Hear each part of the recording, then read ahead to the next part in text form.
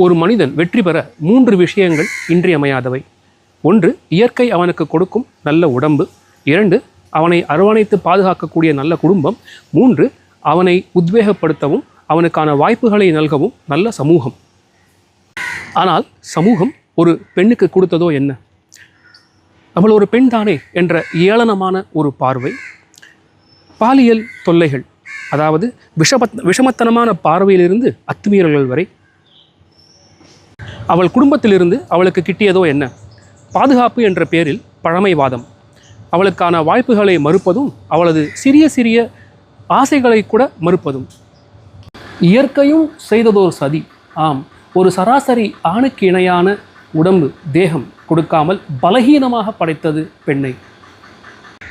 யாதாயினும் வெல்வதொன்றே வழி என்று வாழ்பவர்களே பெண்கள். ஆம், சமூகமோ குடும்பமோ இயற்கையோ அவர்களுக்கு போட்ட வரையறைகளை மோதி மிதித்துவிட்ட பெண்கள் வீராங்கனைகள் ஒருவிதம் என்றால், அவர்களுக்கு நல்கப்பட்ட வாய்ப்பை மிகச் சரியாக பயன்படுத்தி ஜொலித்தவர்கள் இன்னொரு விதம். 3வது விதமோ, அவர்களை அந்த பெண்ணை நாடி வந்த குடும்பத்தின் வெற்றியே தன் வெற்றி என்று நினைத்து அந்த குடும்பத்தை வெற்றி பெற செய்த பெண்கள் 3வது விதம். தம்பிகளா, அப்போது சோதனைகளை தாண்டி சாதிக்க மோட்டிவேஷனுக்கு நீங்கள் எங்கேயும் பார்க்க தேவையில்ல.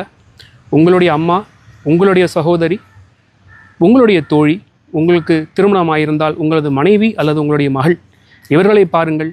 வெற்றி பாதைக்கு நீங்கள் தானாகவே செல்வீர்கள்.